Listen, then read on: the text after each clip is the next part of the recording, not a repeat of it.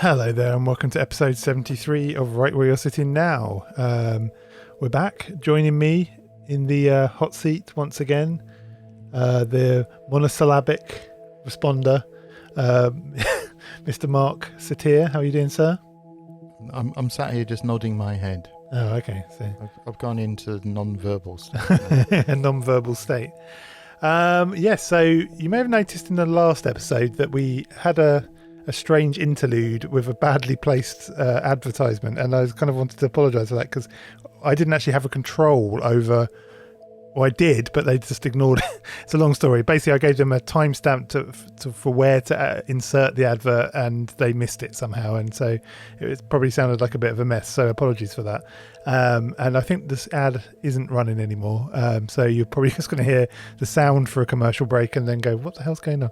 But yeah, I'm going to start inserting audio sounds somewhere in the middle of the interview for where we have adverts placed in, and hopefully I'm going to make it quite wide so they can't miss it. But anyone that's listened to the last episode will know what I mean, and yeah, apologies for that. That was not the intention for that, and it made us seem quite tardy when we actually weren't, which is a bit annoying. But anyway, off such matters, what are we talking about this week, Mr. Satyr?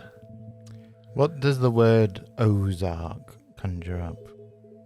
Mountains, misty mountains, verdant forest stretching as far as the eye can see, old timers living out in the wilderness there with their traditions. Perhaps there's a hairy mountain devil out in the forest there somewhere peeping out. Who knows?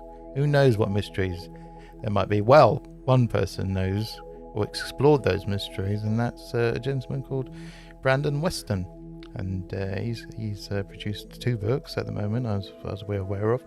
Ozark Folk Magic, Plants, Prayers and Healing, and Ozark Mountain Spell Book, Folk Magic and Healing. So, and then if you feel naturally drawn to sort of traditional witchcraft, that's the only thing. That was the thing that seemed to sort of jump out most to me, the most relatable thing. From my experience, but of course it's a tradition in itself, so you may well be coming from that tradition, and that is what we will be benefiting from today. Yeah, anyway, let's cut over to interview with Mr. Brandon Weston.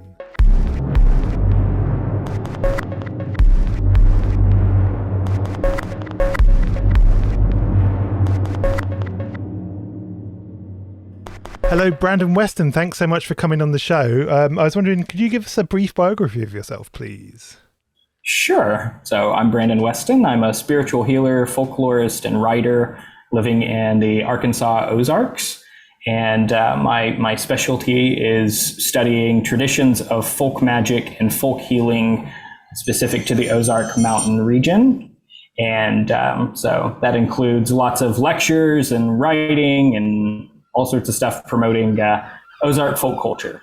Because obviously we're in the UK and there's going to be a bunch of people that don't know what the Ozarks are or where they are. I was wondering, could you give us like a kind of geographical kind of pointer?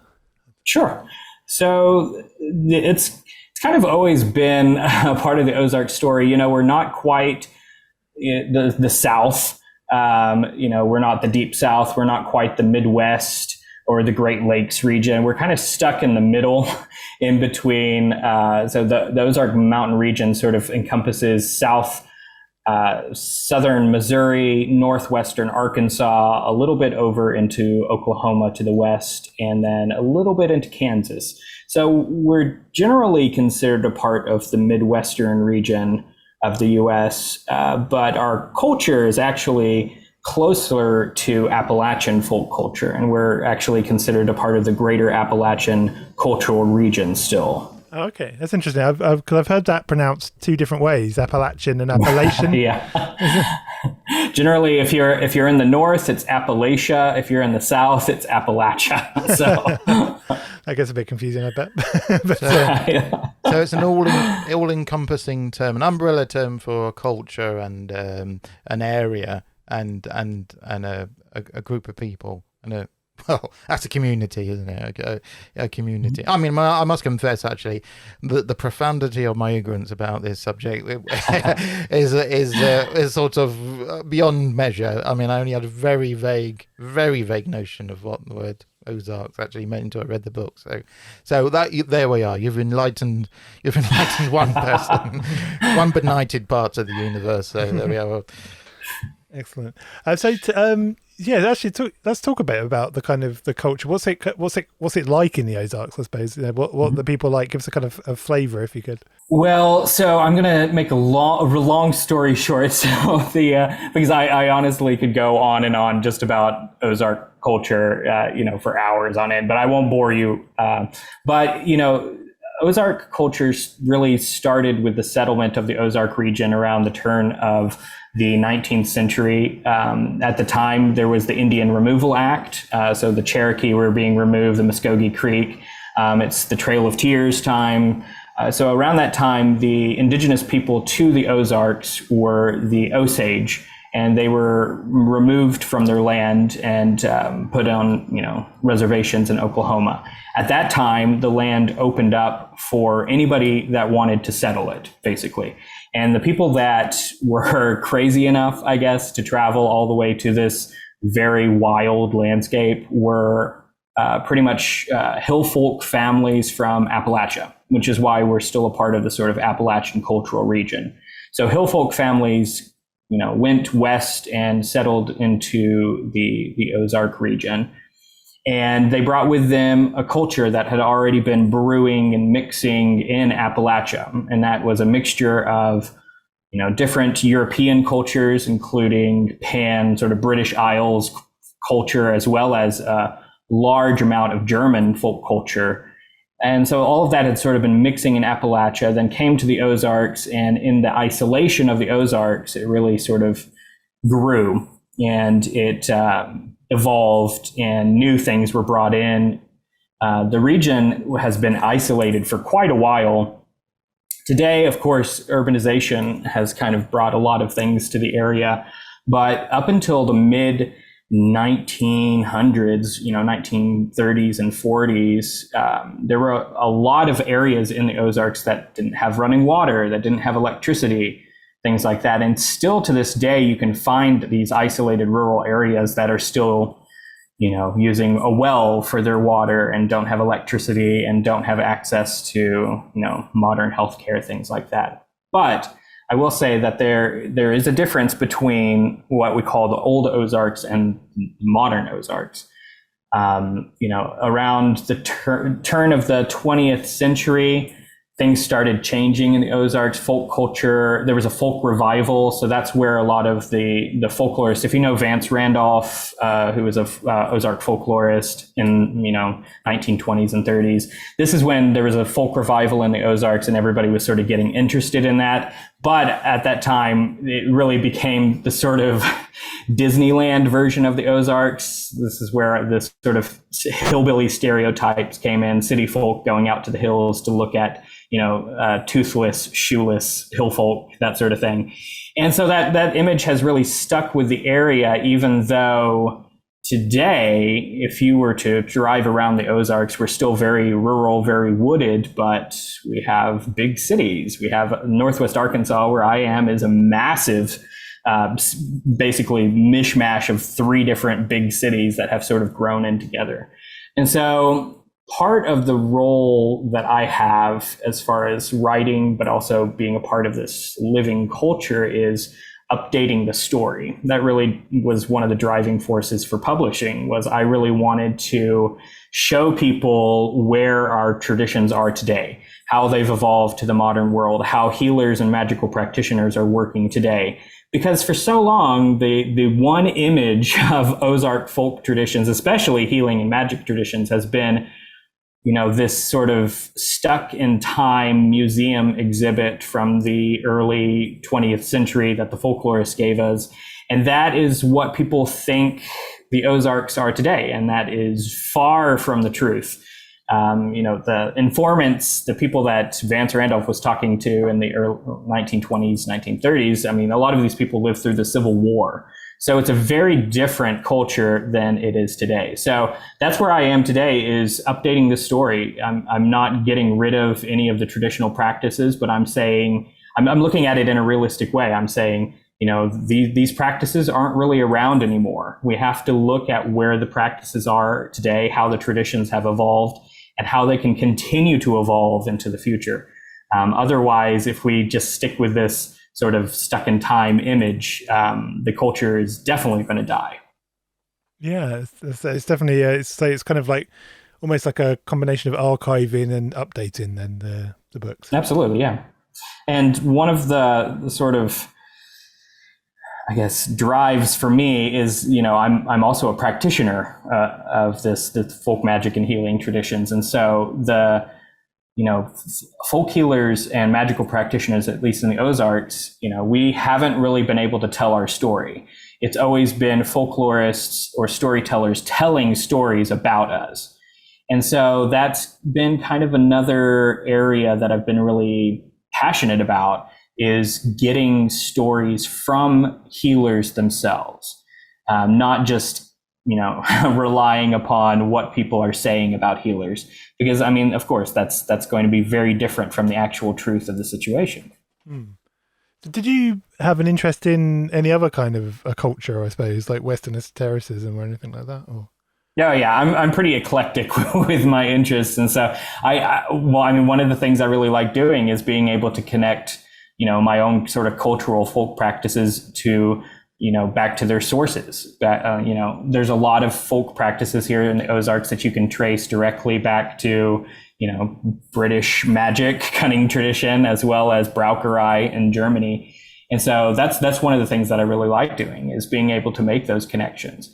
And because our tradition is so diverse and such like a melting pot of different things, it's really interesting to be able to sort of parse out how those cultural traditions have come into the area and evolved. And so, in doing that, like I said, I'm pretty eclectic in my interest areas. So I've done a lot of research in, Southern root work, hoodoo, Braucherei, powwowing, also cunning craft, cunning tradition, things like that. So. Did you were you ever a member of any groups before, or?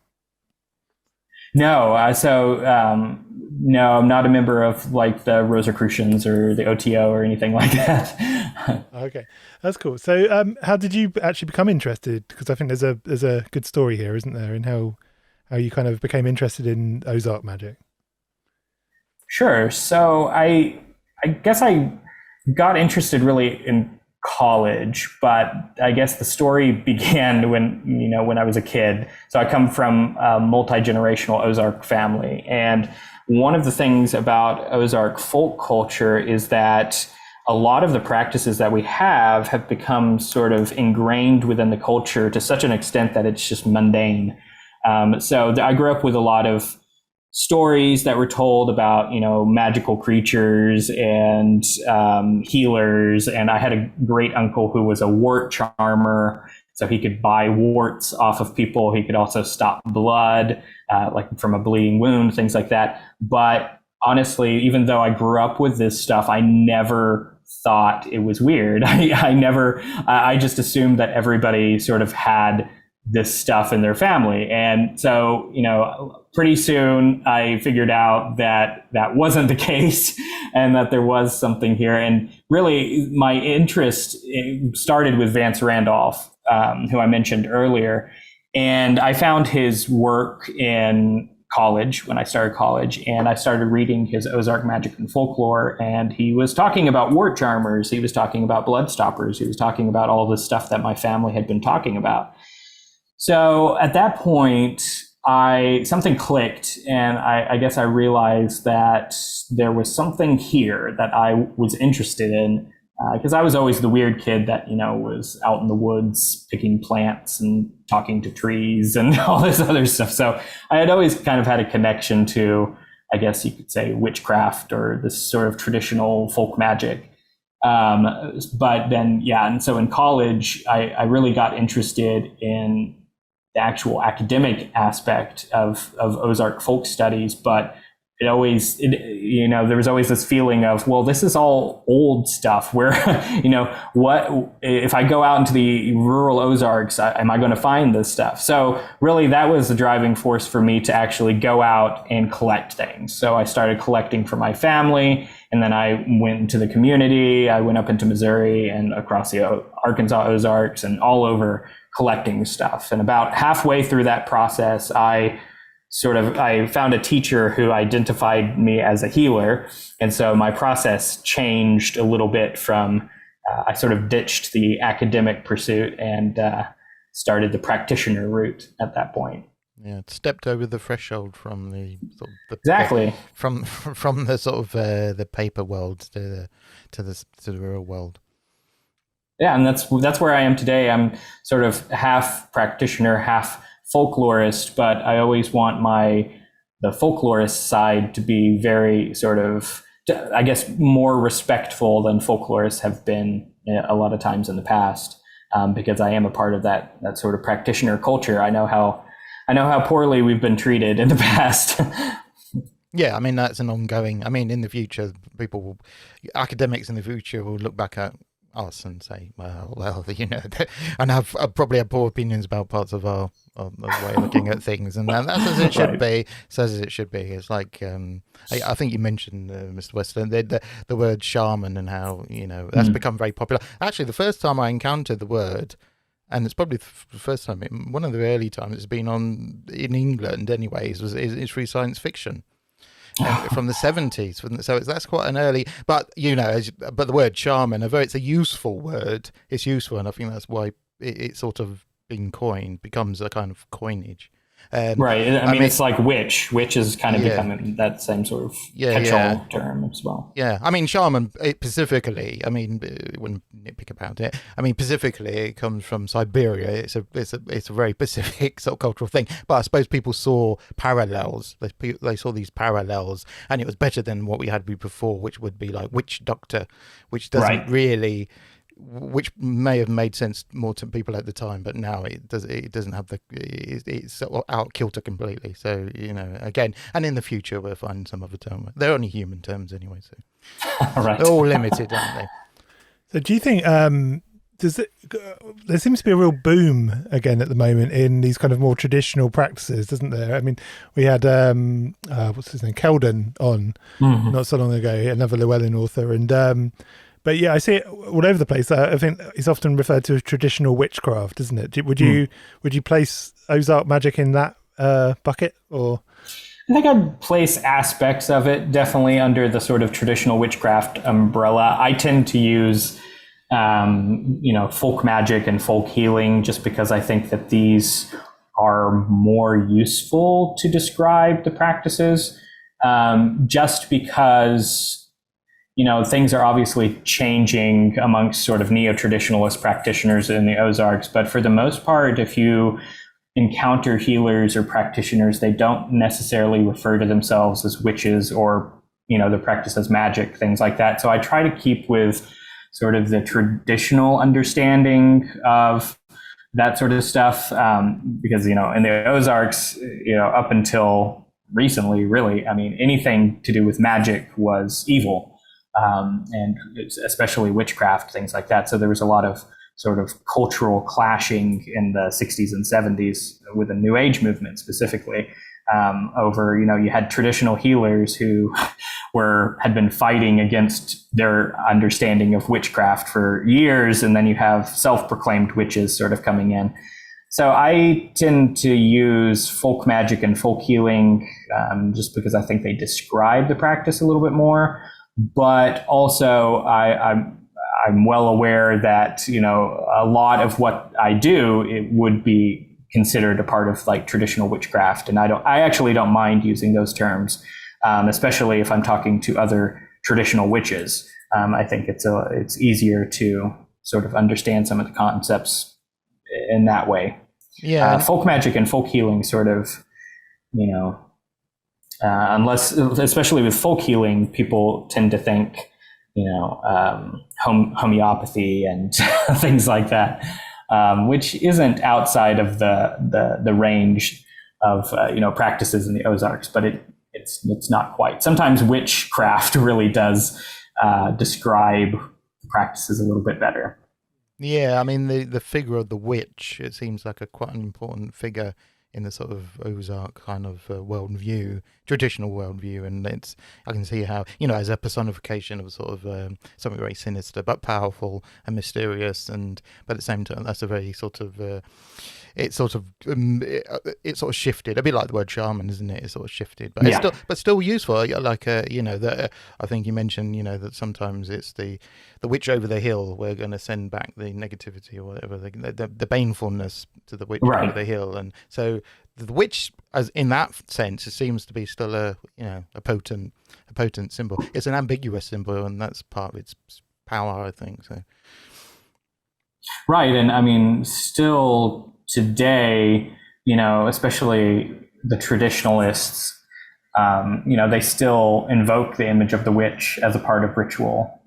So if they are healing somebody of a hex or a curse or something like that, a lot of times they will still invoke the image of a witch as the sort of source of the hex, even though that image today is rarely connected to an actual physical person. Whereas, 100 years ago, it would have been, in a lot of cases.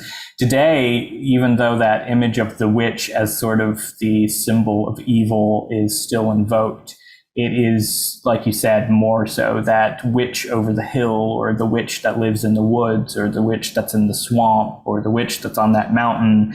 That sort of image, these sort of, I like to call them the sort of cosmic witches, or these spiritual witches, that are useful targets for healing work, but aren't necessarily connected to an actual physical person like they would have. Which, I mean, all of that shows how the practice has evolved over the years. Because like I said, 100, 150 years ago, fingers would have been definitely pointing at people in the community itself as a part of that healing act.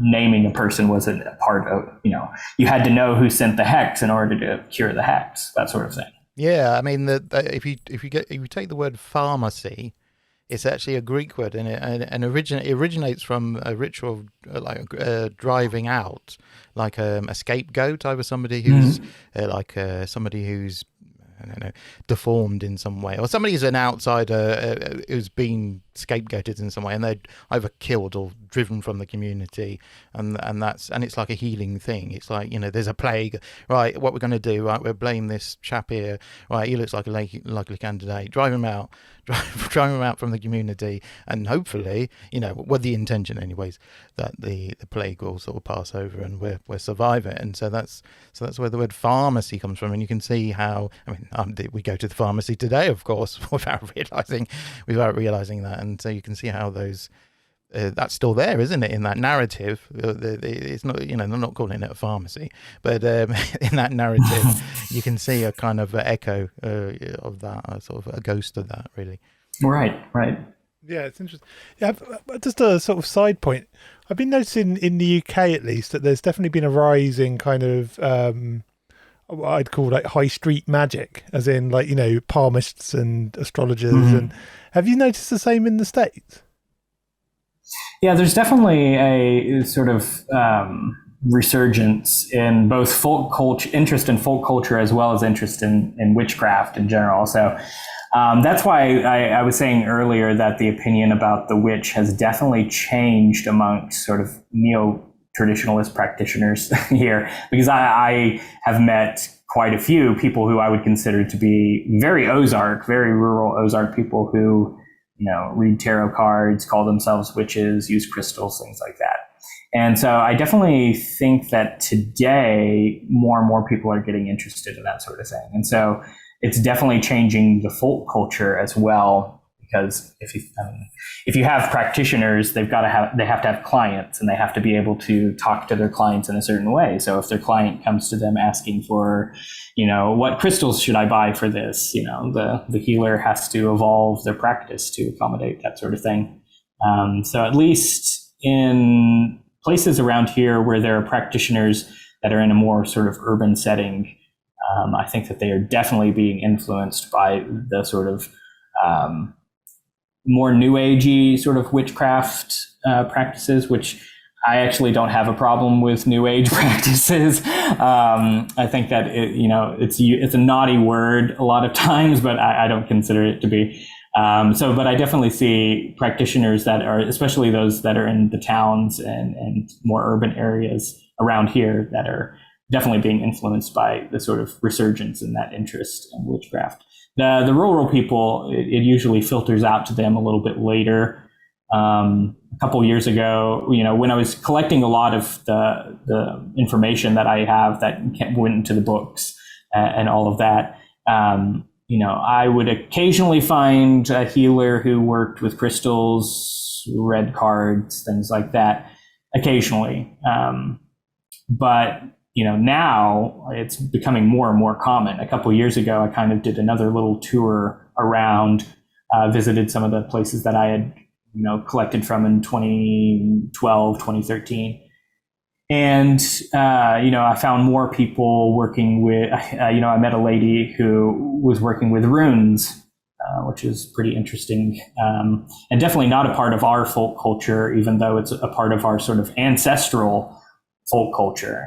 But she loved reading runes, and so she incorporated that into her, what I would call traditional Ozark practice. So very interesting blending of traditions. So I actually enjoy seeing that stuff. I like seeing the evolution and how new things kind of come in. And Ozarkers have always been very renowned for their cunning in general. And so we've always been a people that really had to rely upon what we had at hand, what we could gather off the land, what we could find, what we could repurpose. So healers and magical practitioners, especially here in the Ozarks, they will take any practice and make it their own pretty quickly. It's a really interesting area to look at. I remember somebody who was involved with Alexander's. It was like sort of a well-known sort of figure in Wicca in the 70s, and they used to always say that Alexandrian Wicca was a bit like a poor man's version of magic, but they meant it in the sense that it was very eclectic, and it took all sorts of different things and put them into the cauldron, sometimes literally, I'm sure, and did all sorts of something combined everything they could use in a very sort of utilitarian way. Right. Yeah, and folk magic, for me at least, I mean, that's kind of, the heart of the folk magic tradition is being able to utilize whatever you have on hand. And I think that is one of the strengths of Ozark folk magic and healing in particular. And, I've had several teachers who worked with lots of tools and plants and lots of things. And then I've had teachers who didn't work with anything, who they were able to heal people of serious diseases, as well as a whole host of other magical needs and things like that, by just sitting with them quietly.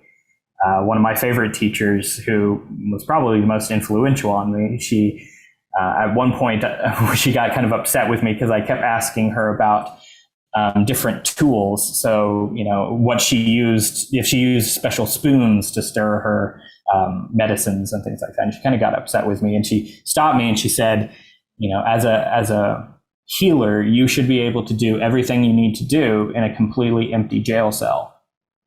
And that has always stuck with me. And that is a very important part of my practice.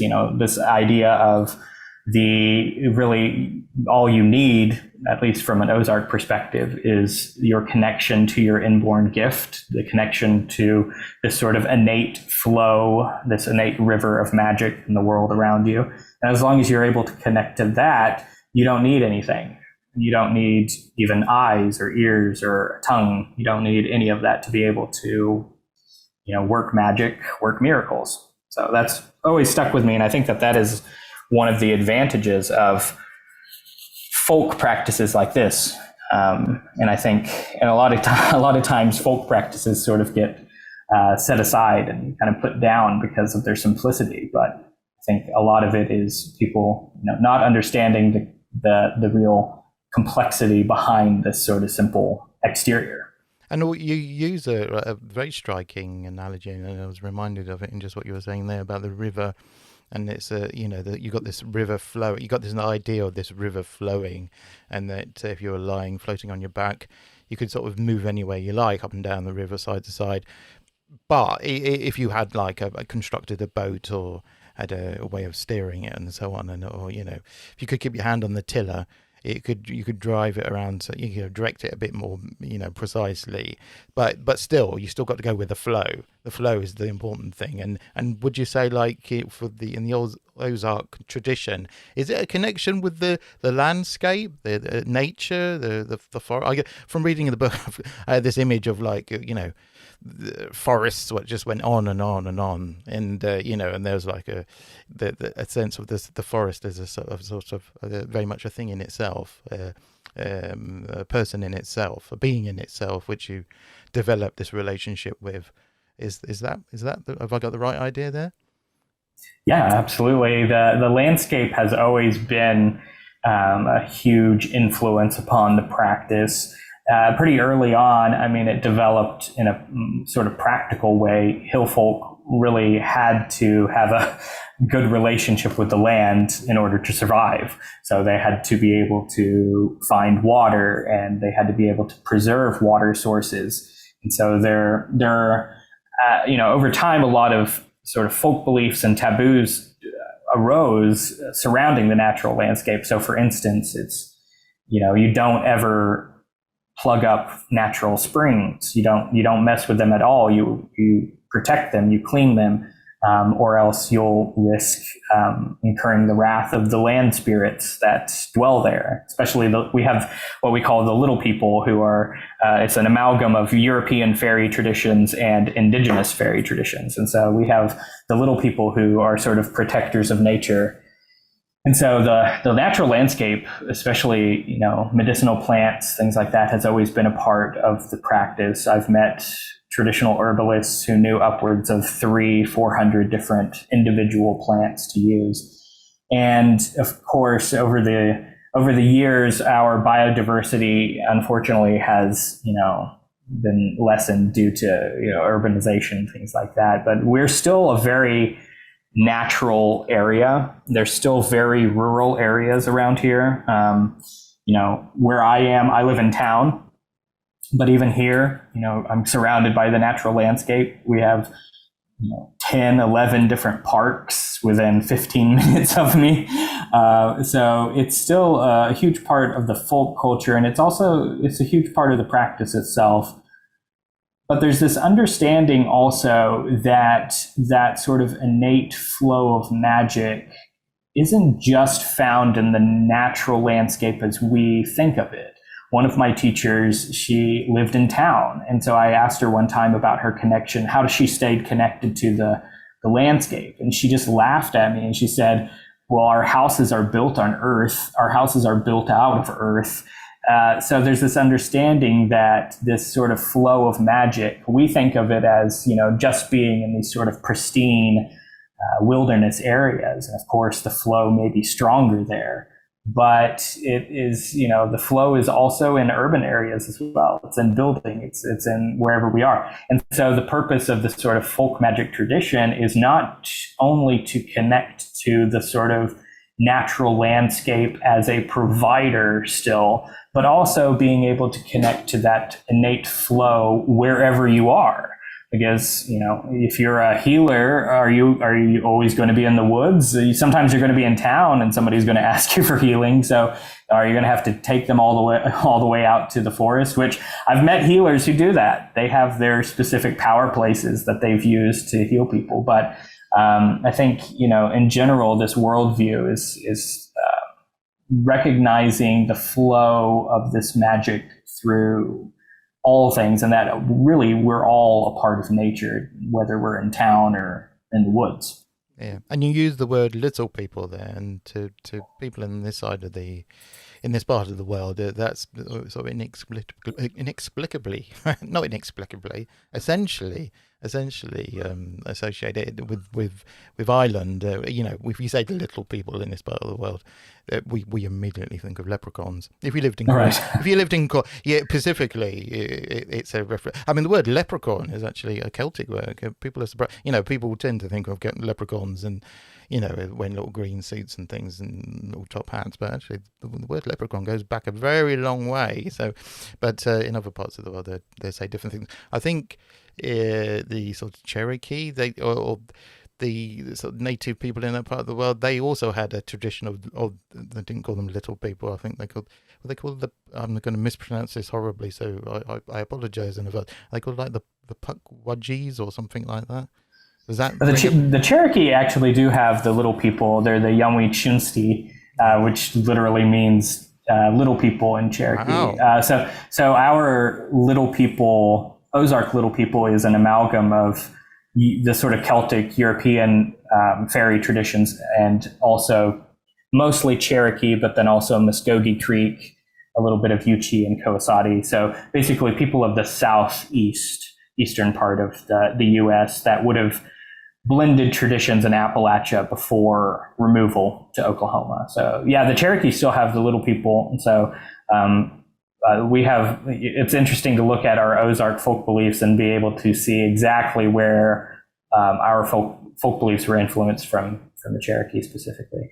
And around here, the little people, that's still one of those things that, I've met old farmers in the Ozarks who still leave a portion of their crops to the little people, or they won't remove big boulders or, solitary trees out of their fields because those belong to the little people. And so around here, it's still a very important part of the culture. And in some cases, people won't even talk about the little people. They won't even say the word, or else, they will risk incurring the wrath of the little people. Yeah, that's a fascinating point, because I very much doubt if the Cherokee have adopted the word little people from Irish immigrants in that part of the world. So there's a parallel sort of tradition there, and I know I noticed that. I was intrigued by in England back in 1700 and so on,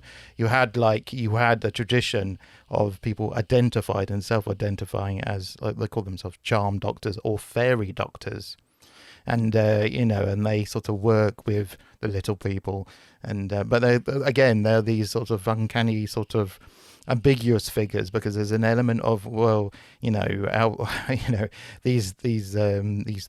Fae, how close are they related to the fallen angels, and right. There's an ambiguity about them. And actually, there was an account in one of the books where there's always like a barter. There's always give and take. I mean, Nietzsche says that morality began with the marketplace, and I think he was onto something there, because there's always this story. There's always this narrative about giving and taking, and there's one narrative you relate where somebody has the eyesight in their left eye. They lose that in making this kind of bargain, or with some arrangement with the little people. And I've read that narrative somewhere else from England, from back in relation to one of these charm doctors or fairy doctors. So that's fascinating how, for whatever the explanation is, is it cultural, sociological, or psychological,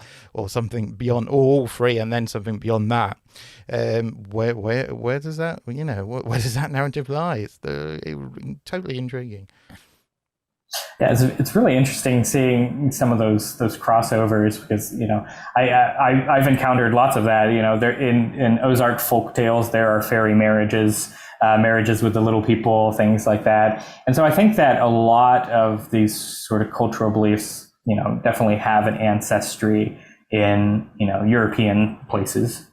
In the Ozarks specifically, we have a lot of German influence as well as sort of pan-Celtic influence as well. Mostly Welsh, Cornish, things like that, Scottish. And so there's definitely a sort of lineage of these folk beliefs being passed down. So it's not unusual, I don't think, to see them pop up, but it's very interesting.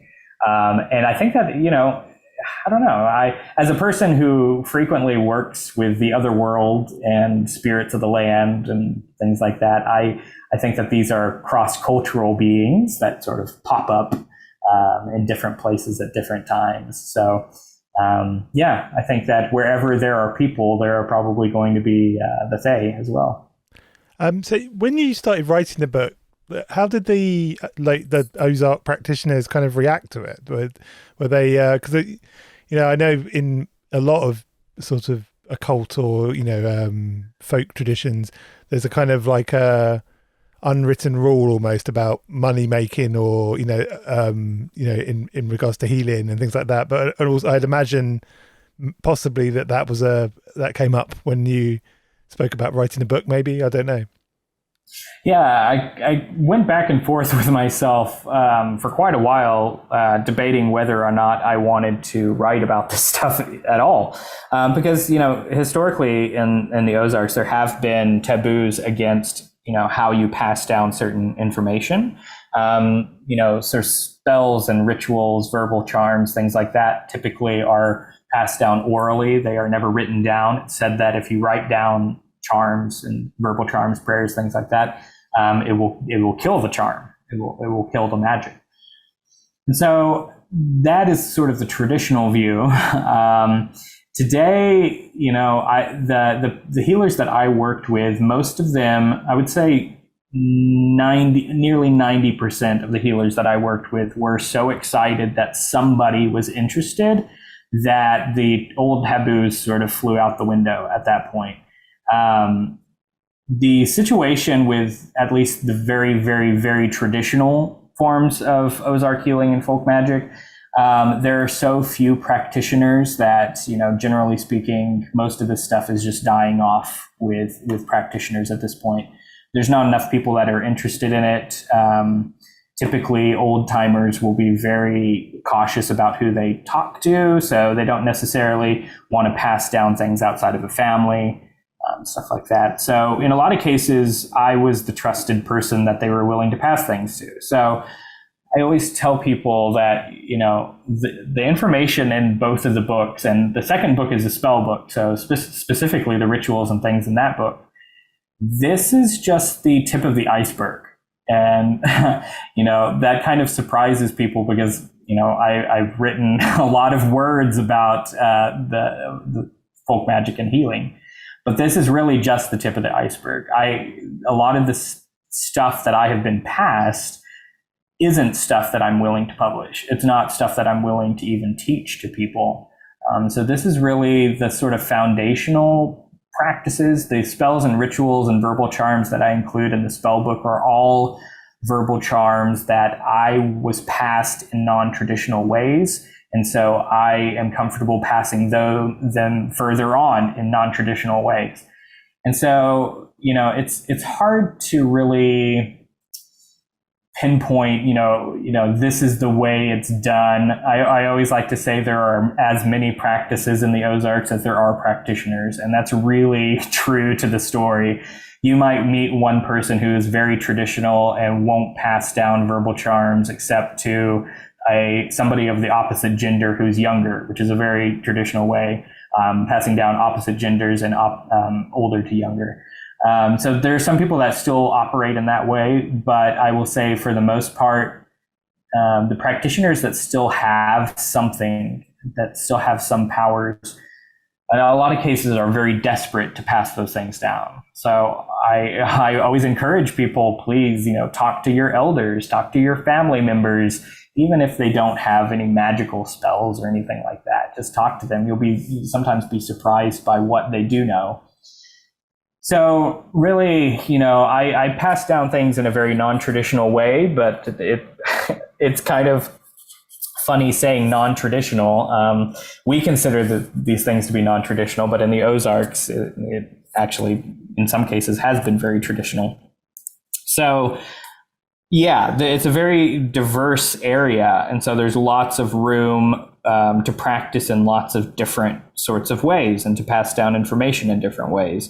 So I have a lineage of practice that I personally have, but then I've also, inherited practices from lots of other lineages in the Ozarks as well.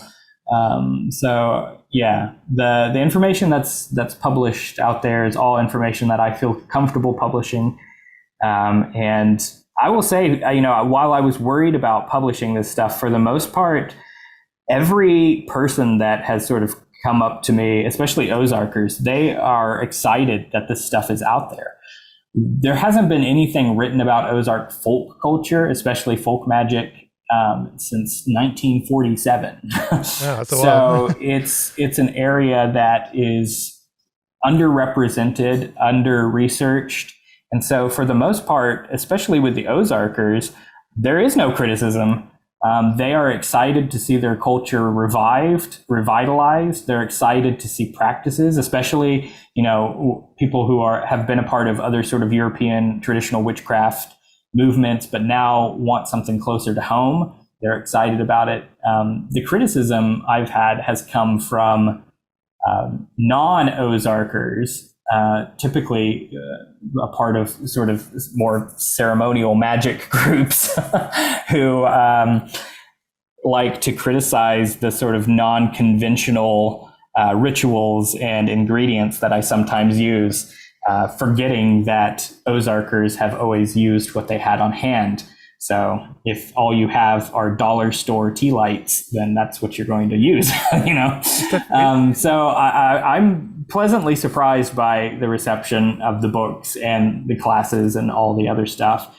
And I'm just moving forward full steam. It definitely feels very accessible compared to, I guess, one of the criticisms you could have about, say, Golden Dawn or OTO that we mentioned before is the kind of highly academic nature of it, isn't it? You have to learn a lot you have to absorb a lot of old wordy books, as it were, whereas the Ozark stuff seems to be a lot more accessible. It seems to be something you could learn a lot easier and sort of apply it in a much more simpler way, I suppose, than having to go through these elaborate rituals, learning names of angels and demons. And, right. It feels like something designed to be used easily, if that makes sense. Yeah, there's definitely less of a learning curve, but I also like to describe it as sort of the magic of daily life. And to go back to the sort of that understanding of that sort of innate flow of magic through all things, really a huge part of this sort of Ozark folk worldview is utilizing whatever you have on hand. And so that doesn't just mean repurposing household objects for magical use or anything like that. It also means repurposing the processes of your life to be magic, to be for a healing purpose. So for instance, one lady that I met, she, as a part of her sort of healing practice, the behind the closed doors healing practice, whenever she washed dishes in her sink, she would put her clients on those dishes. So she would name dishes for her clients. She would pray over her clients, so that as she was washing the dishes, she was actually washing her clients, her patients, clean as well. And I think that that's a very powerful ritual to be able to sort of merge this magic with daily life. And, it's utilizing whatever you have on hand. It's recycling things. And so one of my teachers said, if you are practicing and you get angry, use the anger, use whatever you have on hand to sort of do what you need to do. Because at the end of the day, all of this stuff is a part of that flow. there's nothing in our lives that isn't connected to that flow of magic. And so because everything is connected to that flow of magic, there's nothing in our lives that can't be used for a magical purpose.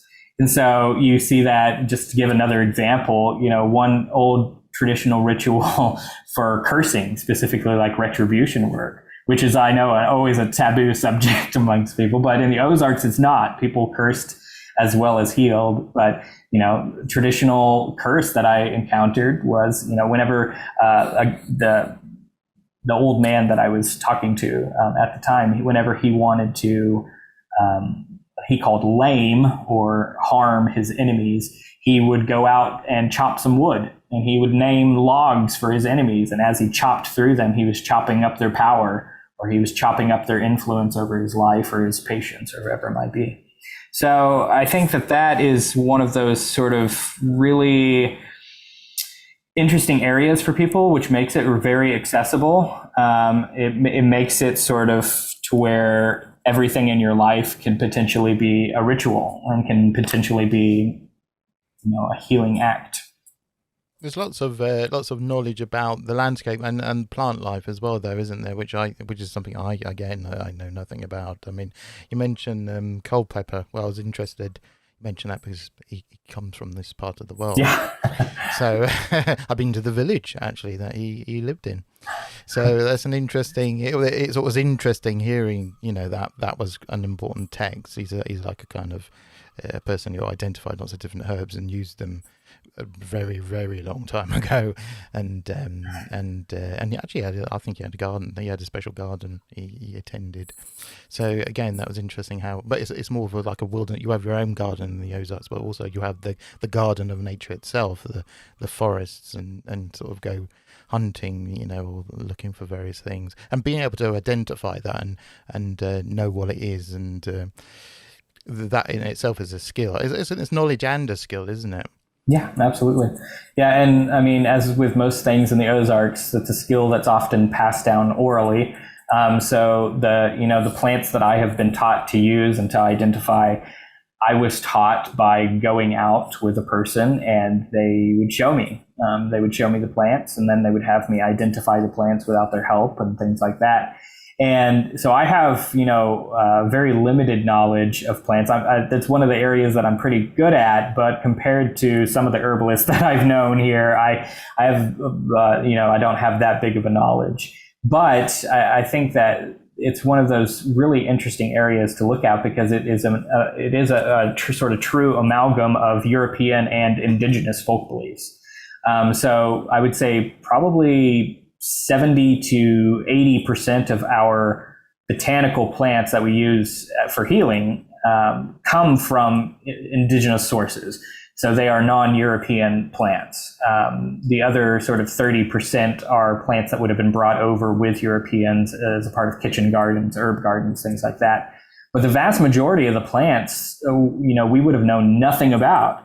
And so our knowledge of these plants would have come down, from indigenous people.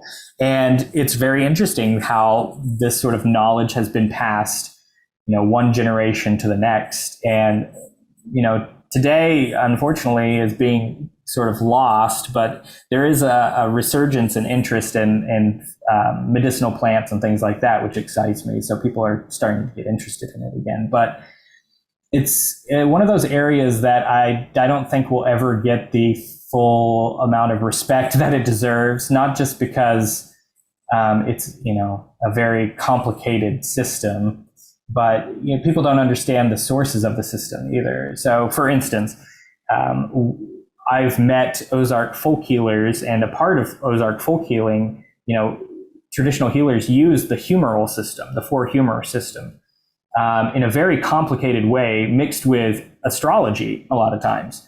The Farmer's Almanac is an Ozarker's best friend for that reason. And so a lot of the sort of medicines that are being crafted, it seems like just plants thrown in some water and you cook it from the outside. But underneath that, traditional healers are often using, they're diagnosing based upon the four humor system. They're diagnosing using sort of Culpeper, hot, cold, wet, dry correspondences, things like that. But that's the stuff that you don't always see unless you talk to the actual healer, in which case they will tell you these things. And so it's fascinating for me to be able to tell people sort of the history behind astrological medicine and the history behind the four humors system, to be able to tell people that, this is what these sort of quote unquote ignorant hillbillies were using out in the hills, these very complicated systems. And so, that's one of those areas that is always very interesting to me. And I always really like talking to people about, because it is such a complicated system. And people don't recognize that. So, and plants, of course, that's one of those areas that is very complicated, because there are poisons, there are medicines, there are poisons that are used as medicines. There are all sorts of things out there. And unfortunately, a lot of that information is kind of dying out these days. And ginseng is particularly prized. Again, this exposes my dreadful ignorance. I was a bit surprised to find it grew at all in that part of the world. But well, there we are. But that just shows what I know. But also, what really struck me about the ginseng narratives, or the practices connected with that, it reminded you give an account, or a traditional story at least, of somebody having it being like its resemblance to the human form being important, and it sort of being kept in a spirit box and placed under the pillow, and you talk to it, you have this conversation with it and ask it to help you find more ginseng or something like that, and then hopefully you'll dream about it, and well, at least that's the intent. And that narrative, I mean, you can trace that to European narratives about the Mandragora root. Right. I mean, they were. I mean, that fascinated me. That totally intrigued me, and also like there's the folklore in terms of, like, you do touch on it very briefly, like sort of folkloric creatures like the booger and the like the snorfus. I mean, I was fascinated with the snorfus for a number of different reasons, because you got like a white stag, and it's seen as being the Ozarks would say a token or a bad omen. It's sort of a sinister thing, but the white stag is very important. I mean, you can trace that. I mean, you got Thomas the Rhymer. You got the narrative of Thomas the Rhymer, who's a bard, and he's taken off to elf fame by the Queen of the Elves, but he returns changed, with the ability to be a bard, with the gift of song, and she tells him, well, I will come and get you in the end. When it's your time, when you're out hunting in the forest, you will see a white stag and a white doe, and you must follow them, and that will lead you back, and you'll be with me forever. And that can be traced back even further to the Celts, because it was taboo to kill a white stag, because it was seen as like a sign from the gods. So that really fascinated me, because you can trace the mimic, the sort of cultural meme there, back a very, very long way. Oh yeah, definitely, and a lot of the traditional stories, not just about the Snoffus, but about white animals in general, all white animals, and then all black animals. A lot of the stories you can trace back to European origins, pan sort of Celtic origins, almost directly. And yeah, you mentioned the booger. So the boogers it's a mythological creature here in the Ozarks, but the root of booger goes back to bogey, or the boogie, so they are, shapeshifters that can turn into these all black animals, and they're almost always deadly. If you come across them, you want to get out of there as quickly as possible. There's definitely a sort of demonic element to it, which kind of goes back to the boogies, or the bogies. Sort of, impish quality, but then also this otherworldly quality. In some stories, they are actually witches, so witches can turn into boogers. But those stories sort of deviate also, because there's also stories about witches who can just shapeshift into different animals, owls usually, things like that. But so a lot of our traditional stories, you can trace directly back to ancient stories, which that it always fascinates me, to be able to listen to a story from, a storyteller who is illiterate, of whom I've met many, telling a story that has been told in different versions for probably thousands of years, not fully knowing the origin of the stories, but passed down word of mouth from person to person over the generations. It's just amazing to me. Yeah. In the book, you sort of refer a lot to the power, and I was kind of interested. There's in fact a chapter heading how to gain the power, and I think is it implied? Would you say that there's a lot of kind of inheritance of power, or one is born with power rather than how do you sort of define the power kind of thing, and how is it a gift or is it something you can obtain? Or well, it's kind of all of the above. So traditionally, and we're talking sort of old Ozark folk culture, typically the power was something that you were either born with or that you passed down to somebody else from somebody who was probably born with it or was passed the power. So in a traditional sense, it is seen as something very tangible. And so sometimes it is sort of likened to a well or a pitcher, like a pitcher for water, that is inside of a person. And so when you are born, if you are born with the gift or the power, it means that your well is sort of full of this magical sort of water from that spring of innate power in the world. And so it means, your well is full at birth, but you can also have your well filled up, and that is, somebody passing down their power. But in a traditional sense, it is seen as if something very tangible. So, for instance, there are old beliefs about how many times you can pass down your gift to somebody. So sometimes people say you can only pass it once, which means that the person with their well filled will pour all of this water into their apprentice or whoever they're passing it down for. So the person they're passing it to will have the power, but they will no longer have it. Sometimes, you can pass it down 3 times before your well is empty. And so in the old days, healers would wait until old age and then enter a sort of retirement where, by that point, they've probably identified somebody who would be suitable. A lot of times it has to do with a person's cunning or their memory, being able to remember lots of things from just hearing, because, again, you have to collect these practices orally.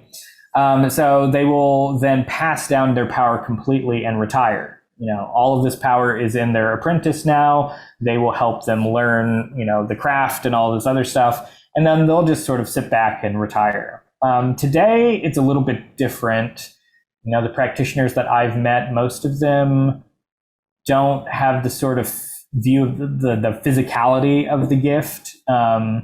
In most cases, personally, I believe that it is latent within all people because everybody, again, is connected to that innate flow of magic in the world. So I think for more the modern practitioners that I've met, there's this idea that it's sort of anybody can have it awakened within them, but sometimes people are more likely to be better at it. Like, and anybody can learn to draw a little bit, but, that doesn't make you an artist, that sort of thing.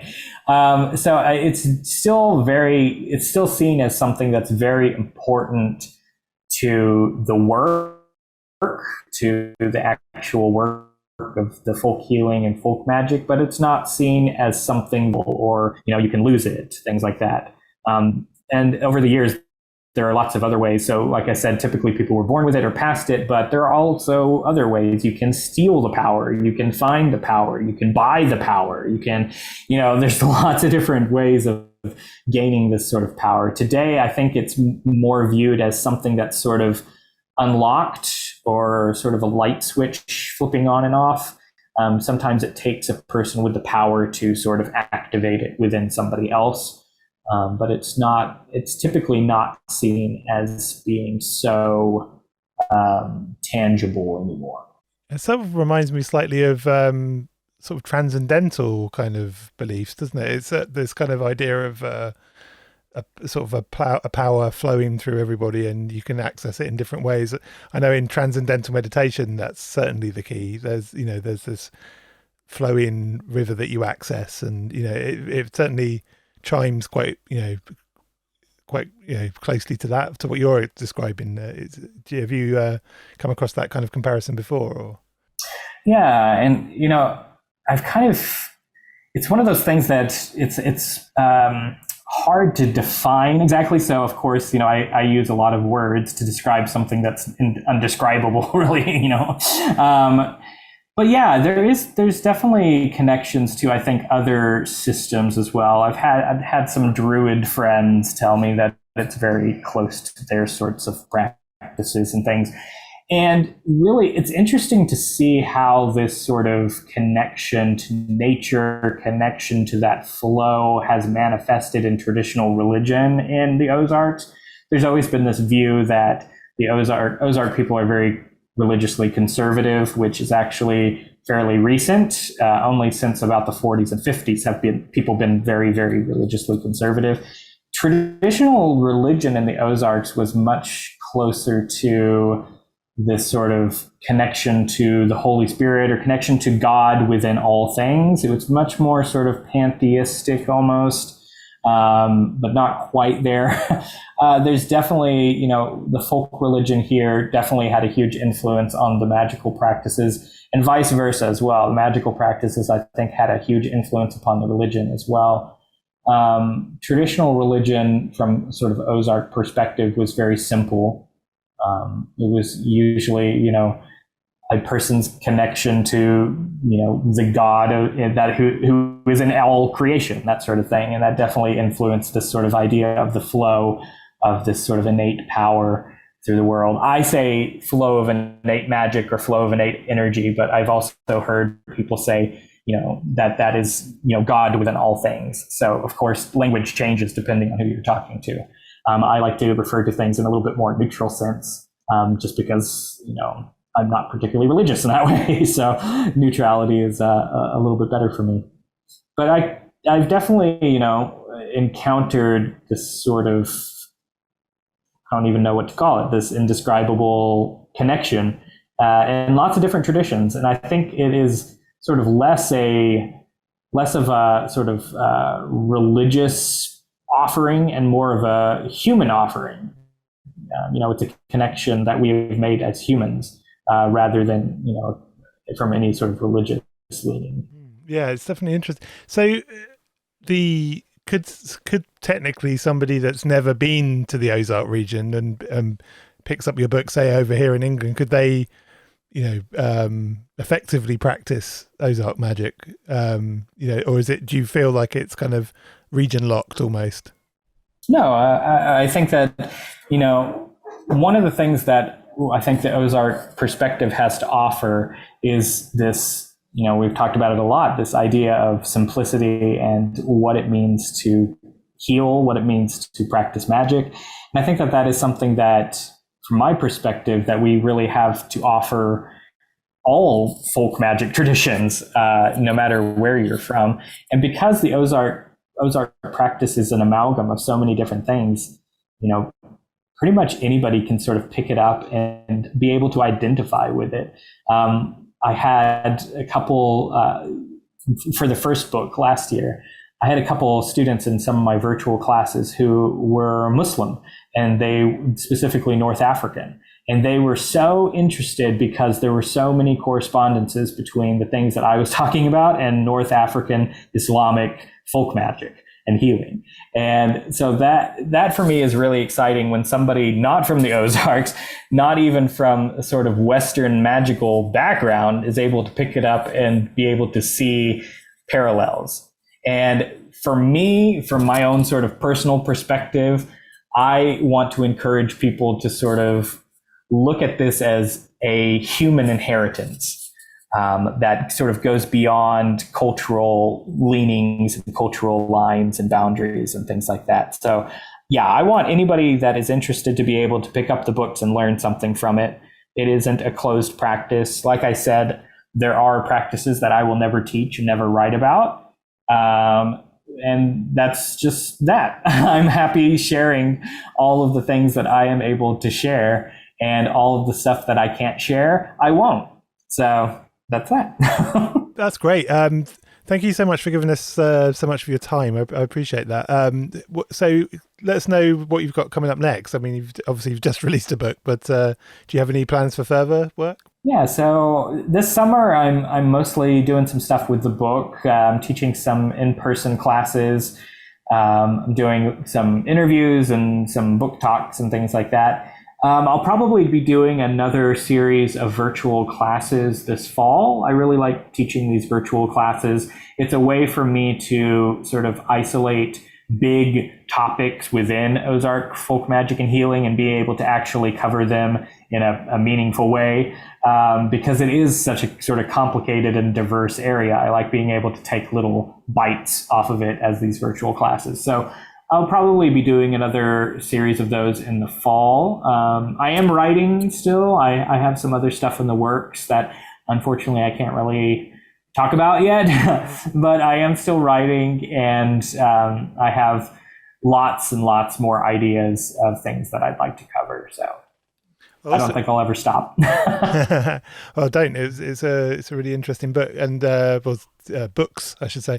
And yeah, thanks so much again for coming on the show. Thank you for having me. Yeah, thank you.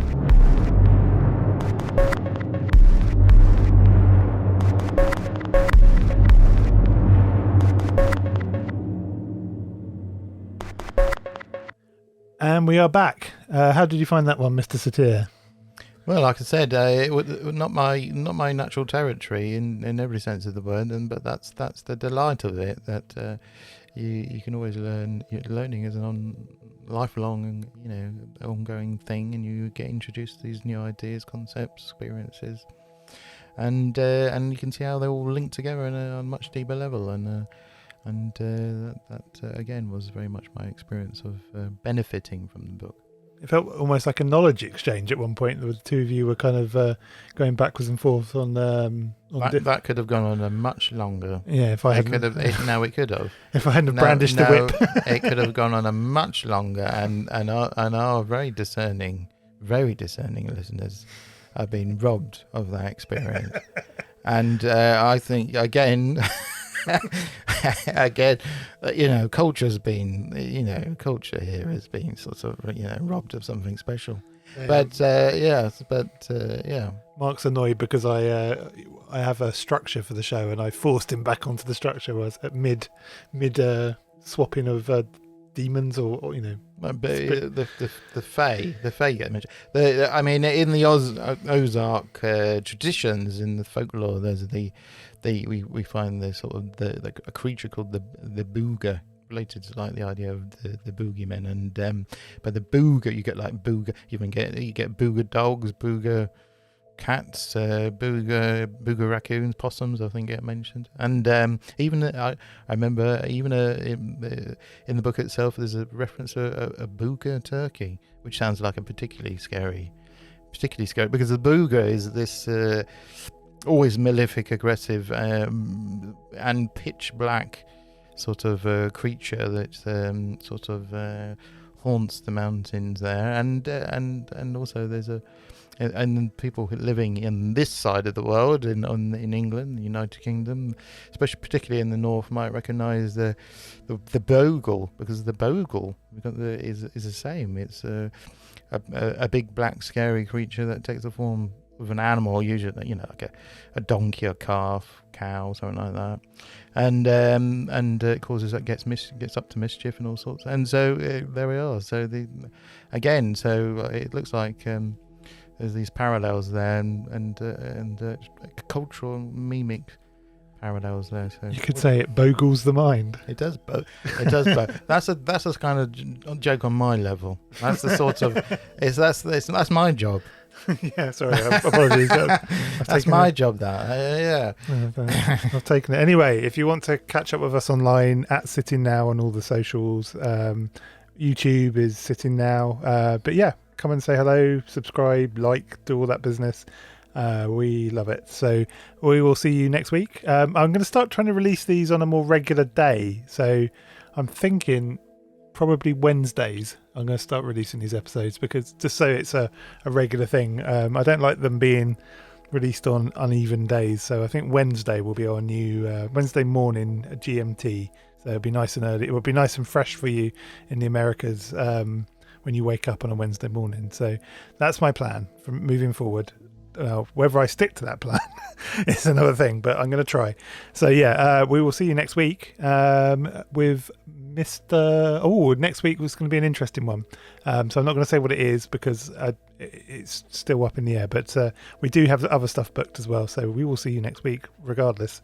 And until next time, bye. I should leave you on 10 tokes. Yeah, there you go. Yeah, leave them hanging.